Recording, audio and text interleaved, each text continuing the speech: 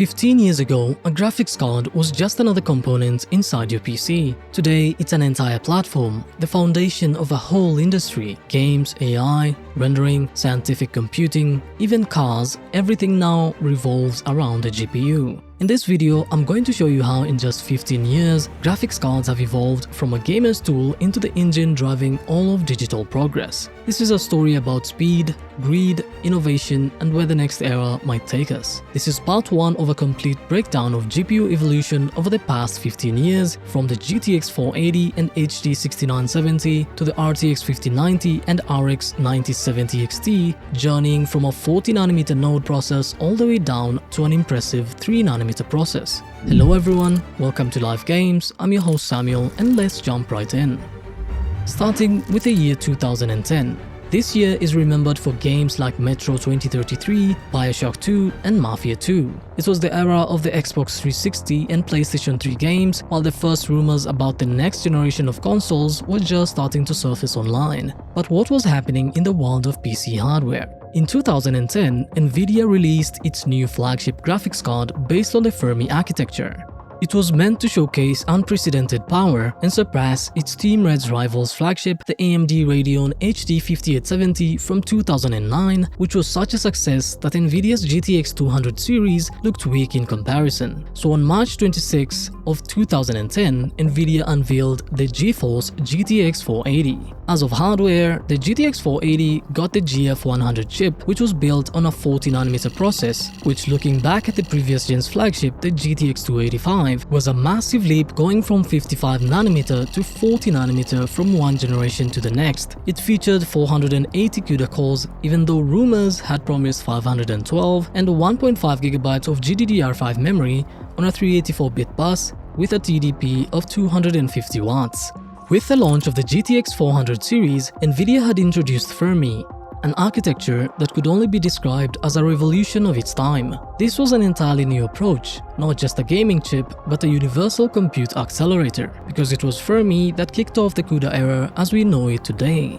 Fermi came with larger caches, redesigned SMs, full FP64 support, and all of this made it very power-hungry and run hot, but also incredibly advanced and powerful for its time. The main breakthrough was the completely reworked compute blocks. Each SM received 32 CUDA cores, its own geometry processing unit called the polymorph engine, and an all-new cache system. For the first time, a GPU had a proper L1 cache and a massive, for the time, 768 kilobytes of L2 cache shared across the entire chip. Thanks to this, Fermi handled geometry, tessellation, and heavy compute workloads exceptionally well, giving a solid boost in games and becoming almost irreplaceable for professional tasks. The polymorph engine became another cornerstone feature of Fermi. It was a dedicated geometry engine inside each SM that sped up model processing, tessellation, and all the dirty work of preparing a scene before rendering. Previously, developers had to limit polygon counts, but with Fermi they could finally use far more detailed models without serious performance drops. Characters now looked more realistic, terrain gained more definition, and every minor detail would appear exactly as the artists intended.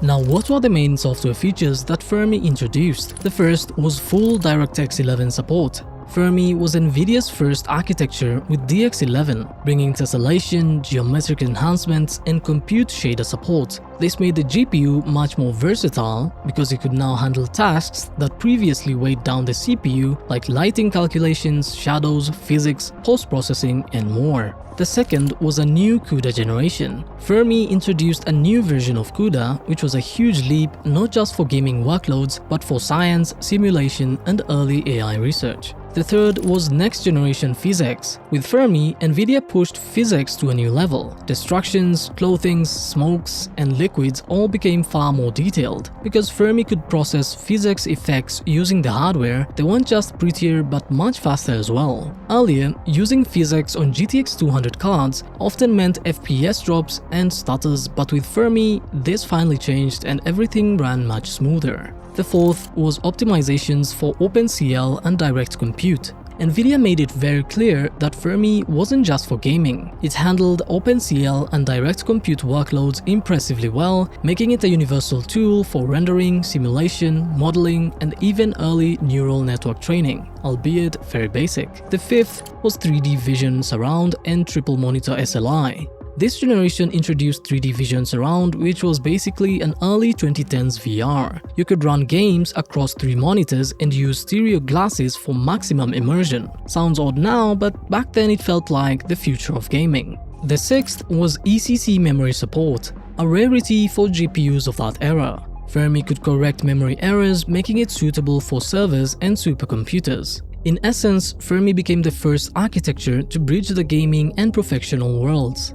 Now, what was the vision behind Fermi? Even back then, Nvidia marketed Fermi not as a gaming GPU, but as a universal computing processor, or something that could do everything from gaming to supercomputing and scientific workloads. The release of Fermi became a major milestone in Nvidia's history, laying the foundation for future architectures. And yes, there were some AMD Radeon solutions that were sometimes faster and more efficient in games, but the arrival of a technological revolution like the GTX 480 allowed Nvidia to fight back and restore parity in the high-end segment. In terms of performance, the GTX 480 was faster than AMD in many titles, even if the gap wasn't huge. But the FE GTX 480 ran extremely hot, so much so that some users posted funny videos online of frying eggs on it with some bacon on the side, but as a flagship it had a modest recommended launch price of only $499. Ultimately, this card became the first major step towards Nvidia's future dominance and near monopoly in the GPU market. Later that same year, after just 8 months, Nvidia addressed the GTX 480's shortcomings with the launch of the GTX 580 in November of the same year.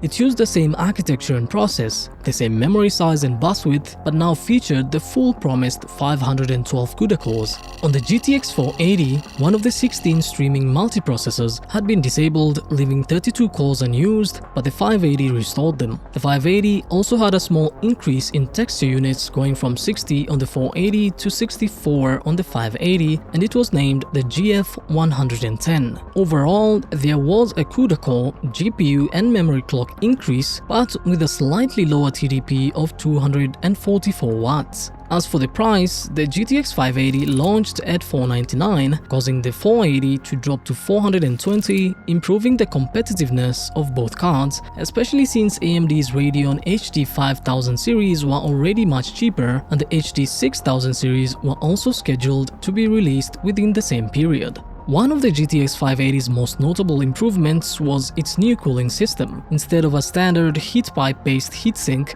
it used a vapor chamber with direct contact on the GPU chip. This allowed for more efficient cooling and meant the fan didn't have to spin as hard, transforming the card from a loud jet engine you could cook breakfast onto and into a more tolerable vacuum cleaner, which sadly meant no more GPU scrambled eggs for breakfast. All this work resulted in about 15% more performance compared to the GTX 480. So how did AMD respond to all of this? Well, AMD already had an answer ready, and it hit the market in October of that same year. First came the Radeon HD 6850 and HD 6870, which were positioned against Nvidia's GeForce GTX 460 and GTX 470. These chips, codenamed BARTs, didn't introduce any groundbreaking innovations, but instead delivered a series of refinements to ensure a solid release. This meant an optimized GPU with higher performance, improved DirectX 11 support, better handling of anti-aliasing, tessellation, and anisotropic filtering, as well as updated multimedia codecs and display outputs like AMD Eyefinity, HDMI 1.4a, and DisplayPort 1.2 support. The result of this improved architecture was cards that confidently outperformed their predecessors from the HD 5000 series. But of course, the star of the show was AMD's flagship of the time, the Radeon HD 6970. Contrary to expectations, Team Red positioned its flagship card directly against the GTX 570, and it did manage to keep up, yet still trailing the GTX 580. The card launched just in time for the holiday season on December 14th of 2010. 2010, making it a perfect holiday gift. And its key specs included a 40nm Cayman XT chip, a full 2GB of GDDR5 memory on a 256-bit bus, and a 250W TDP, all at a very reasonable price of $369. The HD 6970 and HD 6950 featured AMD's updated VLI W4 architecture, which allowed them to pack more execution units into the chip, optimize their operation, and make it all more developer-friendly. This generation also laid the foundation for asynchronous compute, enabling compute and graphics tasks to run in parallel instead of waiting in a single queue. Geometry and tessellation processing speeds also improved by a factor of 2 to 3. On the software side, AMD Eyefinity got some polish, offering more stable and correct multi-monitor output. Exclusive to the HD 6900 series was the new full-screen anti-aliasing mode, Enhanced Quality Anti-Aliasing or EQAA for short, while the entire lineup benefited from a post-processing anti-aliasing filter, MLAA. And as AMD's answer to Nvidia's GPU boost, they introduced their own GPU Power Tune, which dynamically adjusted the chip's frequency to stay within TDP and thermal limits. As for performance was respectable overall. The HD 6970 did in fact outperform the GTX 570 in some titles and occasionally went toe-to-toe with the GTX 580, though less consistently. Still, given its attractive price, these inconsistencies were basically negligible and easily forgiven. Enter 2011. 2011 was an especially hot year. Gamers were treated to a flood of legendary releases like Battlefield 3, Portal 2, Crysis 2, Call of Duty Modern Warfare 3, among many others. Arguably, this year became one of the richest in iconic games. At the same time, at the beginning of the year, the more enthusiast gamers got their hands on the ultimate wonder weapon, the AMD Radeon HD 6990. You have to understand, this was an era of experimentation, so it was only fitting that AMD had a new dual GPU beast, and that was the HD 6990, which, just to help you understand, is ranked faster than a GTX 1050 Ti that came out in 2016, but all of this performance was available in 2011. The card was built on two Antilles XT GPUs, and don't be fooled by the new name though. Under the hood, there were just two standard Cayman XT chips, but this solution at least eliminated the need to buy two separate cards and pair them in a crossfire setup. When it came to specs, it was simple enough, just double everything from the single GPU flagship and you're good to go. The TDP rose from 250 watts to only 375 watts.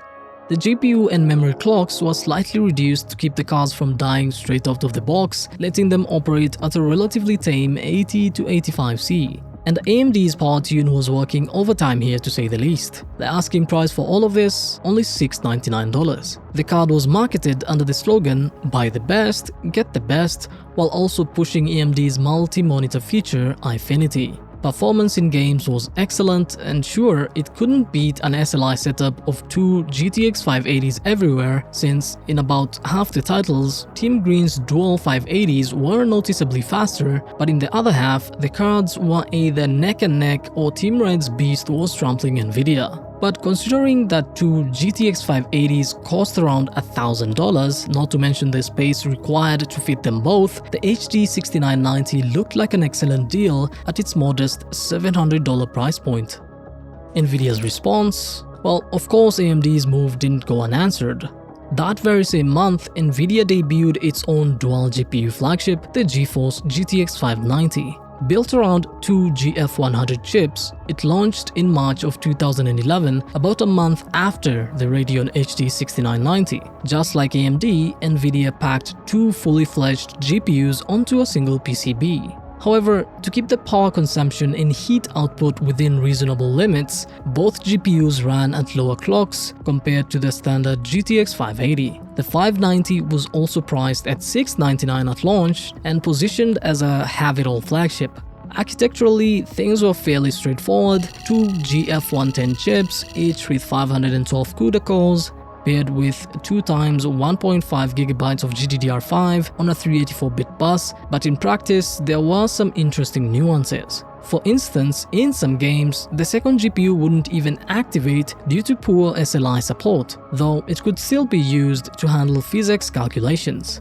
On top of that, multi-monitor setups using NVIDIA Surround demanded serious horsepower, something a single GTX 580 just couldn't deliver, so the GTX 590 was the perfect solution to solve that problem, eliminating the need for a costly SLI setup. In games, the 590 often demonstrated a confident advantage. It didn't always blow away the competition, as it was about 4 to 5% faster than the 6990, and it didn't outperform the HD 6990 in every title, but on average it had the edge, especially in games optimized for NVIDIA hardware. Of course, power consumption was high, but with a TDP of 365 watts and peak draw easily exceeding 400 watts, but in the enthusiast segment, nobody really cared. And then at the very end of 2011, on December 22nd, the legendary Radeon HD 7970 was unveiled to the world. Do we need to say what this card became, both for AMD itself and for gamers? It introduced the completely new GCN 1.0 architecture, finally ending the long-running VLIW era. It came with a new 28nm process node, a massive 3GB of GDDR5 on a 384-bit bus, and a Tahiti chip with 2048 cores, which was an increase from the 1500 in the Cayman XT. Texture units increased from 96 to 128, clock speeds rose to 925 MHz, yet power consumption stayed at the same 250 watts TDP. The asking price was $549. But why did AMD abandon the VLIW architecture in the first place? On the surface, it seemed perfectly fine. A design inherited from ATI, it allowed for compact and relatively affordable chips with competitive gaming performance. The smaller size compared to rivals also meant lower heat output. However, the industry was moving towards a future where GPUs weren't just gaming accelerators but general-purpose computing devices. And in that realm, VLIW struggled, unlike NVIDIA's more flexible CUDA architecture, which was well suited for GPU tasks. While 3D graphics are relatively linear and predictable, NAND graphics workloads, especially in parallel computing, demand much more flexibility in scheduling and load balancing. That was the main reason for switching to GCN. One of GCN's standout features was support for asynchronous compute, which allowed multiple tasks to run concurrently and independently, avoiding idle time waiting for other operations to finish. This was impossible on VLIW, where workloads followed a fixed, predetermined pattern. GCN replaced VLIW with compute units, which dynamically distributed tasks within each block. The cache system also got a major upgrade from the Cayman XT's HD 6970's 8KB of L1 to 16KB L1 per CU and a bigger L2 cache of 768KB, boosting performance even further. The card also moved to PCI Express 3.0 interface, doubling bandwidth over PCI Gen 2 up to 16GB per second in each direction on an X16 slot. On the software side, there were some intriguing innovations too. One of them was partially resident textures, or PRT for short, a technology that allowed the GPU to work with textures larger than its own VRAM capacity. The GPU used virtual addressing and loaded only the necessary pages of texture data into the memory. And thanks to this, developers could now access up to 32 terabytes of virtual texture space, giving them far more freedom. Another major feature was zero-core power. When the GPU was idle in 2D mode or had no workload, it would enter an almost complete sleep state, dropping power consumption to as low as 3 watts, with the fans stopping entirely. Eyefinity was also upgraded to version 2.0, now supporting up to 5 monitors in either landscape or portrait orientation. As for gaming performance, it was excellent. The HD 6970 was left far behind, the 580 couldn't keep up either, and in some scenarios, the new HD 7970 even came close to the dual GPU HD 6990 and the GTX 590. For its time, this was a triumphant entry into a new era. The then huge 3GB frame buffer felt like it would last forever, paired with strong performance and finally a newer architecture that didn't require a chisel and hammer to unlock its potential like VLIW did. GCN had kicked down the door of the GPU arms race and laid the foundation for an architecture that would power AMD's GPUs for the next decade. And so we entered the year 2012. The insanely competitive audacity of AMD couldn't go unnoticed by their Team Green nemesis, and it wasn't a coincidence that Nvidia had also been hard at work on a new architecture. After all, there was room to grow as AMD was gaining strength and reaping the fruits of its achievements, and the next gen was sorely needed, especially with the new console generation already on the horizon. These days, everyone knows that the PlayStation 4 and Xbox One were essentially just miniature PCs with far from top-tier hardware. But back then, the gaming sector's press was full of sensational headlines proclaiming that the consoles would usher in the most powerful next-gen era ever, and that the PC Master Race era was soon coming to an end, and that consoles would reign supreme for many years to come. Their prophecy might come to pass in 2026 when no one can afford RAM to build a PC anymore, but back to 2012. In the PC sector, in March of 2012, the GTX 680 entered the chat. The 680 was the flagship from Nvidia's Kepler architecture. It featured the GK104 chip with 1536 CUDA cores, which was 3 times more than the GTX 580, along with 128 texture units, which was double the 580, but only 32 ROPs compared to Fermi's 48. It ran at a base clock of 1006 MHz on a 28nm process node. For the memory, they equipped the flagship with a modest 2GB on a 256-bit bus, but there was a 4GB variant later on. Power consumption was noticeably lower than the competition with a TDP of 195 watts. And the price? Well, the GTX 680 launched at $499, while the HD 7970 was $549. So you could save $50 at the cost of 1GB of VRAM, only for Nvidia to release and sell a 4GB 680 later at a premium, so classic Nvidia shenanigans. So what exactly did we get from the Kepler architecture itself? Well, Kepler was a major upgrade across the board. Its main priority was energy efficiency, and the move to the 28nm process, along with architectural refinements, allowed Nvidia to dramatically improve both the thermals and the power consumption. Nvidia had already learned scalable chip design with Fermi, but with Kepler, they had truly perfected it. The key improvement was the completely redesigned SMX compute units, which were larger and more densely packed with CUDA cores and much more efficient per watt. Nvidia also simplified the internal architecture. They removed the complex hardware scheduler and shifted part of its work to the driver. Yes, this came at a cost to performance in some of the professional and GPU workloads, but in return, it delivered huge gains in efficiency and stability in games, which mattered far more for the mainstream market.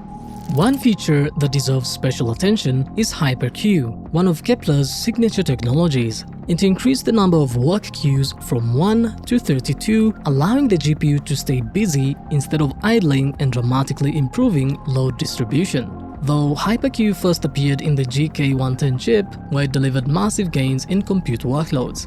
Another feature was dynamic parallelism. This tech allowed the GPU to spawn new workloads independently during execution without constantly asking the CPU for help. Before this, every branch or extra calculation required a round trip to the CPU, slowing down complex algorithms. But with the new feature, the GPU became far more autonomous, especially in physics, scientific computing, and rendering as well. It was a major step towards turning the GPU into a full-fledged compute device rather than just a gaming accelerator. Kepler also introduced PCI Gen 3, doubling the available bandwidth.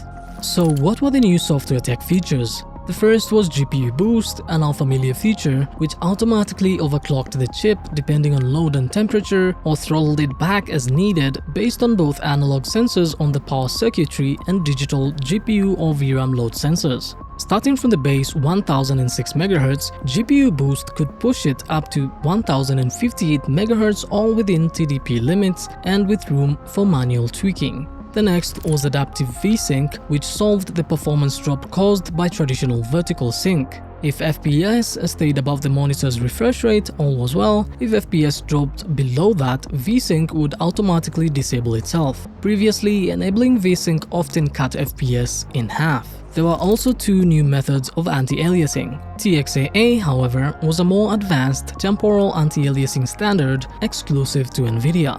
Bindless textures was also another theoretical bombshell. Previously, each texture had to be explicitly bound before the GPU could use it, creating a bottleneck. But with bindless textures, the GPU could access thousands of textures directly by their addresses, eliminating switching delays and simplifying code, especially in complex scenes. And then Kepler introduced what would become an industry standard, a dedicated hardware video encoder called NVENC. Before this, video encoding either relied on the CPU or CUDA cores, stealing resources from games. But with NVENC, you could stream and record with almost no performance hit, and it was so effective that it's still widely used today in OBS, Discord, and in-game recording. PhysX also got an upgrade. It now had enhanced destruction modeling and cloth simulation that was later showcased in Far Cry 4 with its furry in-game wildlife.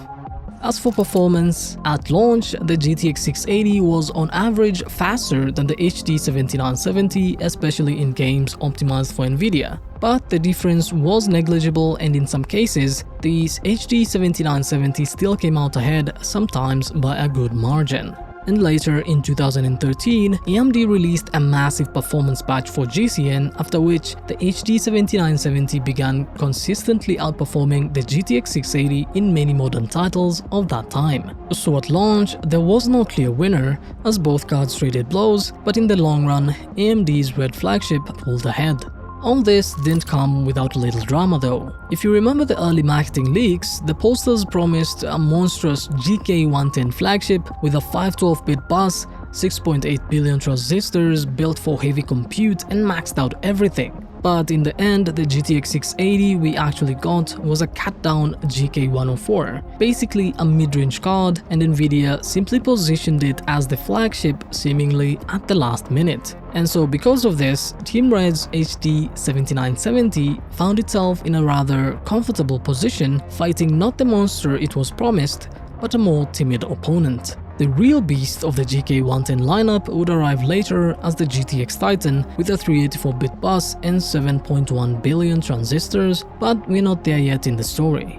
As May of 2012 came about, as I'm sure now you've noticed the trend, NVIDIA had to, and I emphasize this, had to make a dual GPU beast to crush the competition. So enter the GTX 690. The hype around the GTX 690 had enthusiasts foaming at the mouth, and it was easy to understand why. This was a new dual-chip flagship, and as enthusiasts had come to expect, this meant it would break many records and offer superior performance, and that it did. It consumed less power than two separate GPUs, ran cooler and quieter, delivered superior performance, and cost about the same as buying two GTX 680s and running them in SLI. To give you a modern perspective of how fast the GTX 690 a 2012 card was, it's ranked around the same performance as an RX 480 from 2016 and is just 4% shy of the classic GTX 1060 6GB. To be specific, the TDP of the GTX 690 was 300 watts compared to 195 watts for a single GTX 680.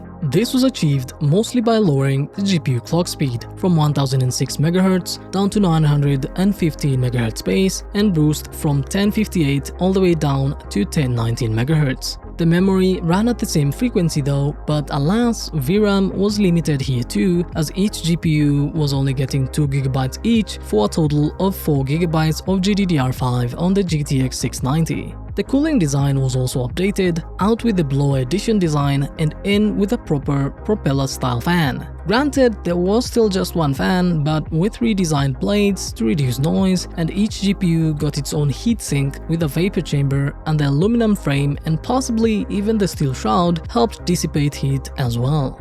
As for performance, according to the benchmarks, the GTX 690 did indeed consume less power than a GTX 680 SLI setup or an HD 7970 Crossfire rig.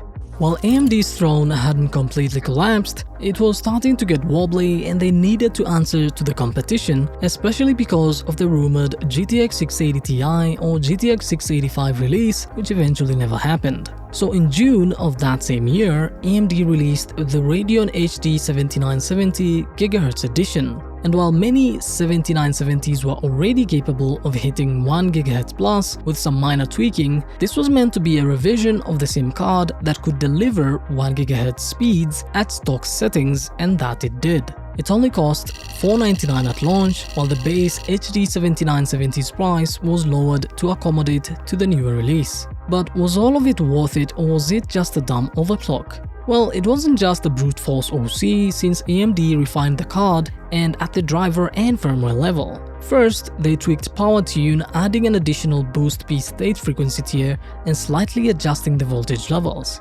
The default voltage actually dropped from 1.175 volts down to 1.162 volts, while the voltage for the higher frequencies was increased to 1.218 volts. On top of that, power tune no longer clung to the worst case temperature scenarios, allowing some fluctuation, which according to AMD squeezed out an extra 3–4% of free performance. In practice, this led to noticeable increases in both clock speeds and performance, meaning if you hit the silicon lottery with one of these cards, you could potentially achieve a 1200 MHz plus on this newer revision of the same card. And the gaming results spoke for themselves, with the HD 7970 GHz Edition beating the GTX 680 by a healthy 10–12% in performance. This, however, wasn't met without a bit of controversy, as reviewers and gamers who had bought the regular 7970 felt it was unfair that they got the bad end of the deal, and AMD didn't even give them an option to upgrade to the newer GHz Edition BIOS that would have unlocked better performance, despite both cards being sold side by side and existing within the same year. Were they expected to pay a premium to get the newer GHz Edition, which was basically just a factory OC, or were they just shafted from the start? It's up to you to decide, but sadly, this kind of behavior is still a thing even in 2026. And so 2013 arrived. This was the year of a new console generation, the year of Crysis 3, Battlefield 4, among many other visually stunning titles that still hold up even today about 12 years later. Given this was the year the PlayStation 4 was to be released, the PC master race needed something special, so in February, Nvidia released the single chip king of gaming and professional graphics, the GTX Titan. It was the first graphics card to truly combine both workstation-grade and gaming-grade capabilities. It was based on none other than the GK110 chip built on the Kepler architecture. And it was the first of its kind in a new niche as the first Titan GPU, with others to follow. The manufacturing process remained at 28nm, but the number of CUDA cores shot up to a staggering 2,688, which was a healthy increase from the GTX 680's 1536, but just shy of the GTX 690's 3072. But it was impressive regardless, because it was a single GPU card, unlike the GTX 690. There were also 224 texture units, 48 ROMs, and a rather generous VRAM buffer capacity at 6GB on a 384-bit bus.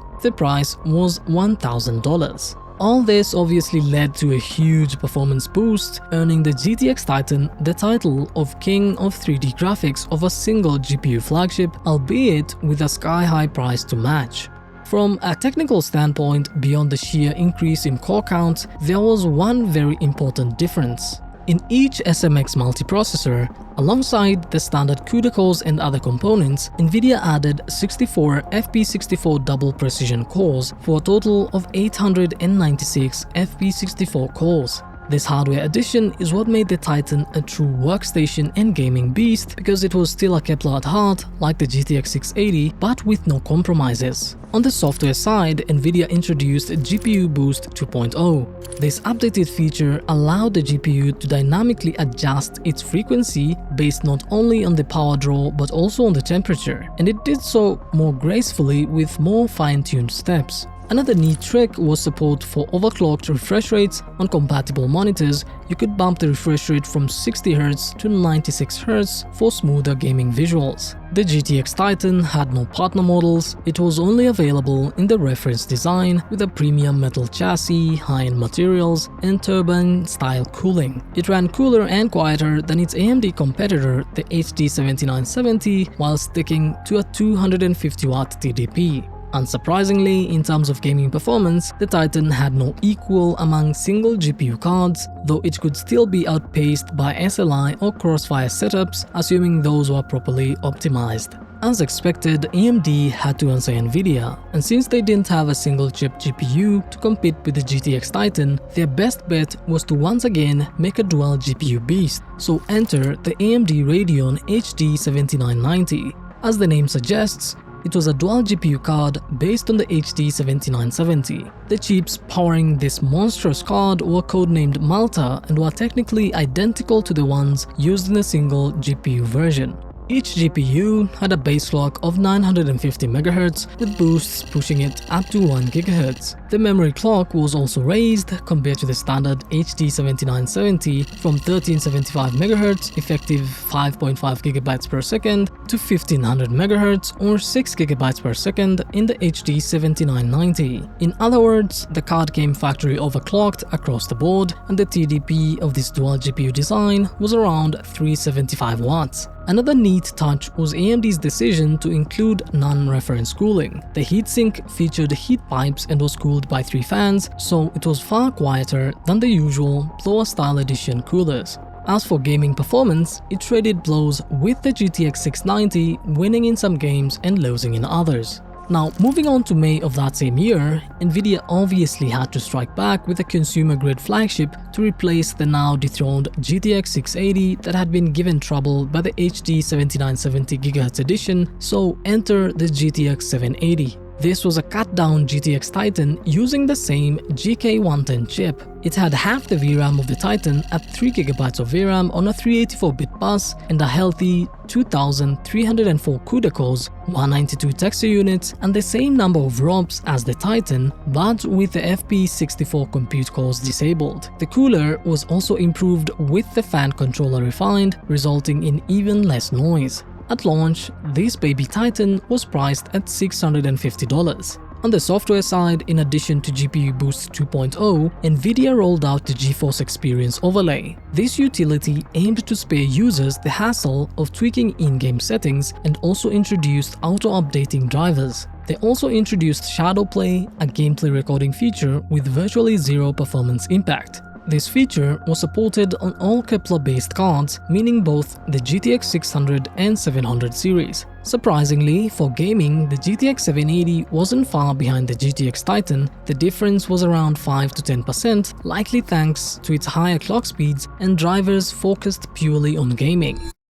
On AMD's side, after the very successful debut of the GTX 780, a proper response was absolutely necessary. After all, the successor to the GTX 680 not only matched it in power consumption, but was also noticeably more powerful than the HD 7970, and Team Red wasn't planning on lagging behind. And so, in the fall of 2013, AMD released a legendary card, the AMD Radeon R9 290X. This was the last legacy of ATI, with the HD naming being left behind, a moment almost as tragic as Intel's new 3-digit CPU naming scheme of 2024. The new Hawaii XT chip featured a 28nm process and an updated GCN 2.0 architecture, a then generous 4GB of GDDR5 over a 512-bit bus and TDP of 290 watts, with the price of only $550. On the software side, PowerTune was updated, DSP True Audio was introduced, asynchronous compute was fully implemented, and support was added for AMD FreeSync, DirectX 11.2, and the Mantle API.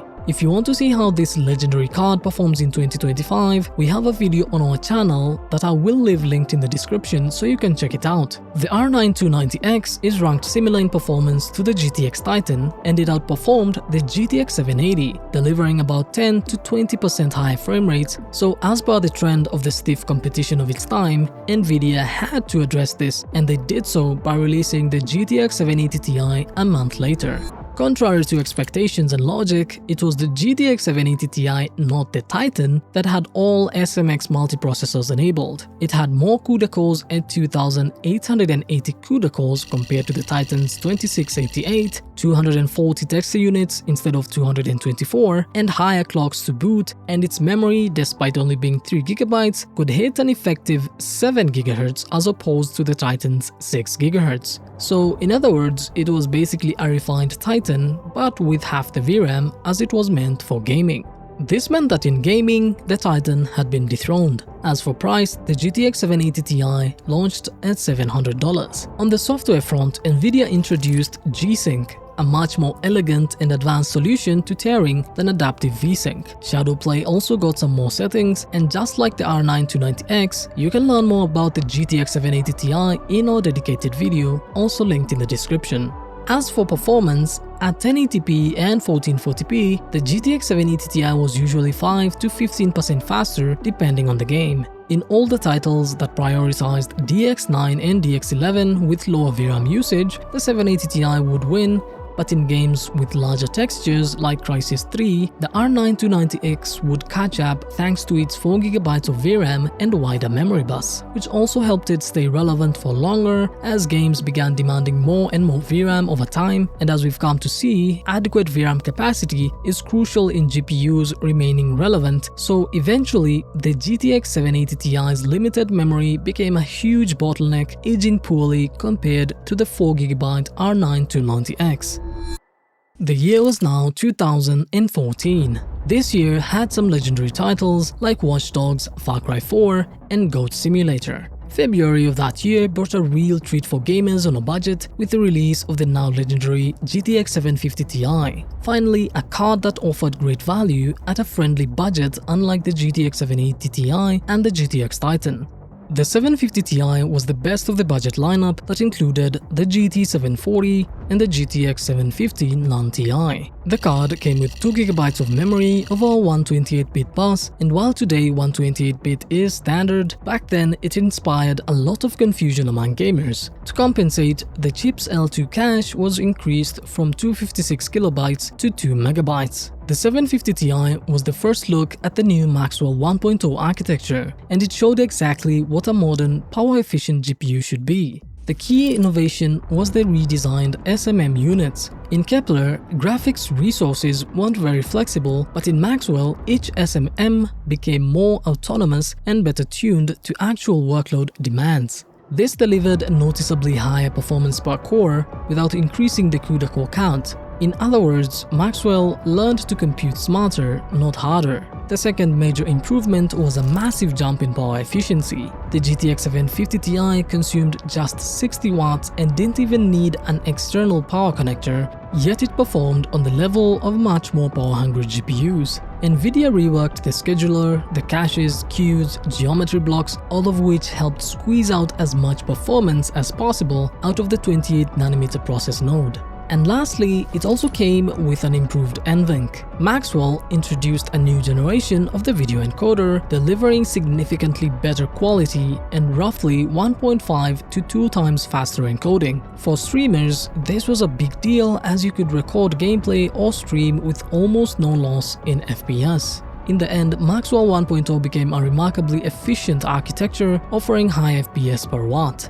All this starting at a modest asking price of just $149. Compared to its main rival, the R7 260X, the 750 Ti ran cooler and was much more power efficient. In games, however, the R7 260X would win, especially in titles where bandwidth and more shader units mattered, like Crysis 3 or Metro Last Light. In older games though, it held its own. Nevertheless, the budget-friendly Maxwell card became a fixture in entry-level builds for years to come, often powering configurations billed as PS4 replacements.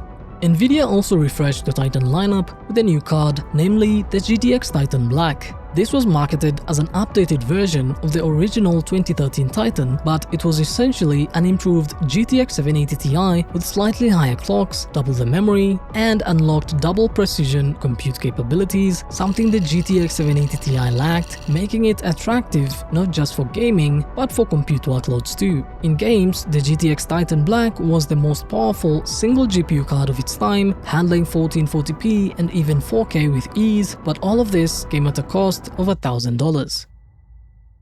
At the end of April, AMD naturally had to address this Titan madness, and with that, they made an OP dual GPU, the R9 295X2. This card was insane to say the least, and to give you a modern perspective of where it would rank in today's gaming performance, it's literally as fast as an RTX 3050, but this was in 2014. In terms of specs, it was a classic of its time. It was two R9 290X cards on a single board, featuring the same GCN 2.0 architecture, 4GB of memory per GPU, 512-bit bus per GPU, and a whopping 500 watts TDP. But the 295 in the name wasn't just for show, because only the chips capable of running at relatively high clocks with reduced voltage was selected for this card. Basically the best of the silicon of the R9 295s, and because of this, the price was set at a steep $1,500, which was $400 more than two standalone R9 290X cards.